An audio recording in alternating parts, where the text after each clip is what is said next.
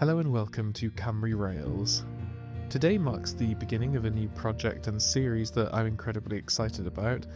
I've always wanted to delve into the history of the railways that were right on my doorstep here in Pembrokeshire and start modelling the locomotives that worked these local lines. With 2025 marking the 200th anniversary since the birth of the modern railways, it feels like it's a perfect time to start reflecting on the stories of Pembrokeshire's railways, many of which have sadly vanished over time. Join me as we embark on this journey and bring some of that history to life in miniature, starting with a very special locomotive today. Our journey begins with the story of Hook Colliery and its railway. Located near Llangwm, Hook Colliery opened its workings back in 1850 and was renowned for producing some of the finest anthracite coal in the country. In fact, it was so good that even Queen Victoria preferred Hook's practically smokeless coal for the royal palaces. At its peak, this bustling colliery employed over 100 people, extracting more than 40,000 tonnes of coal every single year. Initially, the coal was transported from the colliery down to Hook Quay via a narrow-gauge tramway built in 1888. From there, it was loaded onto barges and small coastal ships. While innovative for its time, this process was quite labour-intensive and became a bit of a bottleneck as production increased. Fast forward to 1930 and a significant upgrade took place.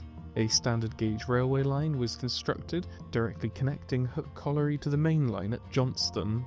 This new link provided much more efficient transport to wider markets and actually led to a brief boom in production, reaching record levels in 1934. And at the heart of the Hook Colliery Railway's operations were its steam locomotives. Today we're going to focus on one in particular, an Avonside B3 060 Saddle Tank with the works number 1575. This particular locomotive, built in 1910 for the Mersey Docks and Harbour Board, it was later acquired by the Hook Colliery in 1934, right at the peak of production.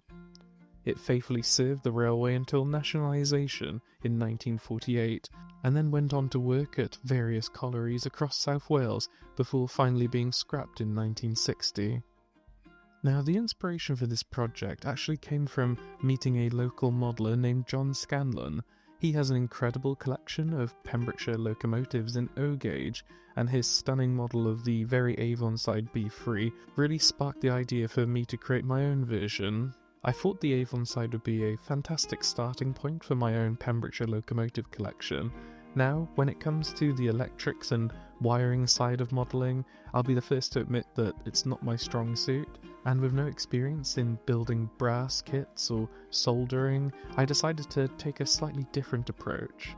My plan was to use a ready-to-run chassis to avoid these complexities, and then create a 3D printed body that would fit directly onto it.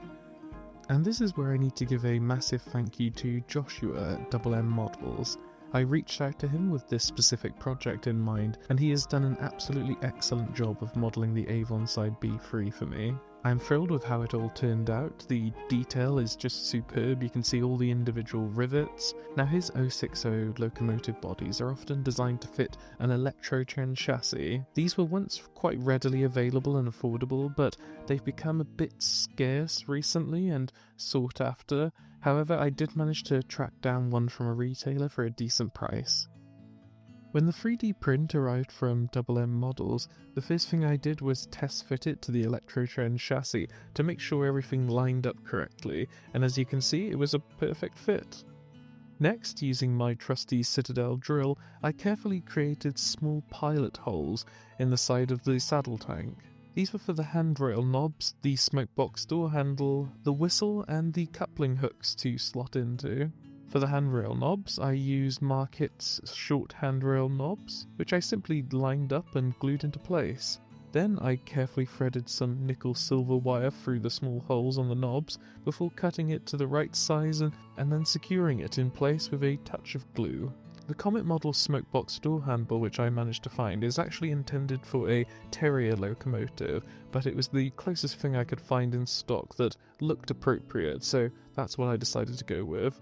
I then drilled small holes into the buffer beams to accommodate these MJT scale components coupling hooks, which were added with a little bit of adhesive. With the roof of the 3D printed body still unfixed, it gave me access to fit the firebox detail from the unused Electro-Trend body, which I had cut out. I was really pleased to find that it slotted into the Avonside cab with surprising ease, adding some nice interior detail and to cover up what could be seen of the motor. I also fitted the buffers that were provided with the kit at this stage, ensuring they were secured in place with a bit of glue. After all the initial detailing, it was time for a primer. I gave the entire model, along with the separately fitted steps, a good coat of matte black primer. Next came the painting. I used some masking tape to carefully protect the areas I didn't want to paint, specifically the main body. The buffer beams were then painted in Humbrol Signal Red satin. I also used Metal and Alchemy Victorian brass to paint the rims of the cab windows and the whistle. I even used this brass paint to touch up some of the pipes and finer details that were in the firebox for a bit of visual interest. Once the paint had fully dried, I applied some Citadel Nuln oil to the buffer beams. This wash really helps to give it a more worn and weathered look, adding some depth to the paintwork.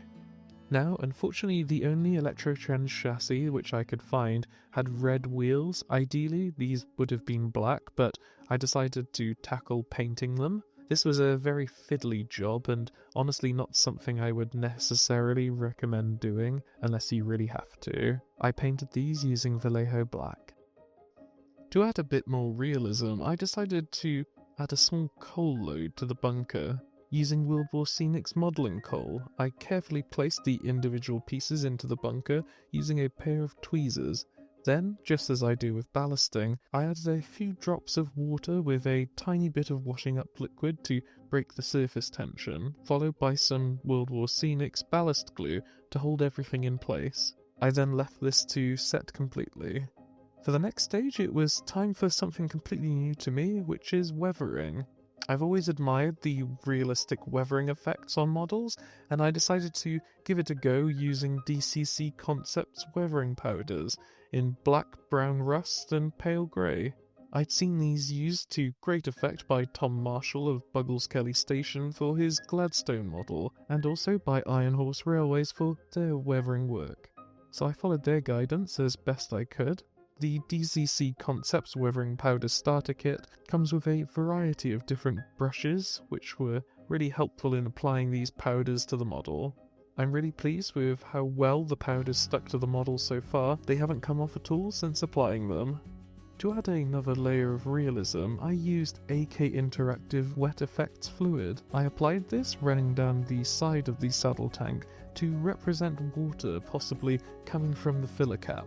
When it dries, the fluid retains a lovely wet look.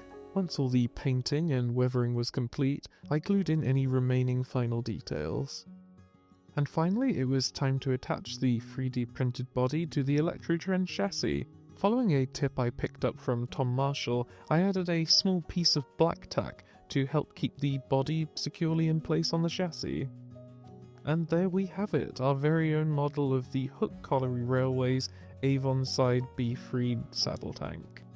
Before we wrap up, I want to say a huge thank you once again to Joshua at M Models for producing the body of this locomotive kit. He really allowed me to delve into this new and exciting side of the hobby for the first time, and I'm really thrilled with how the Avonside has turned out. If you'd like to order your own 3D printed locomotive body, please do visit his Etsy page. The link will be in the description below. So I sincerely hope that you've enjoyed this look at me building the Hook Colliery Railway Avonside Locomotive. It's really been a rewarding project, connecting my love of local railway history with the joy of model making. Videos like this are made possible by the patrons on Patreon and our channel members who support their production.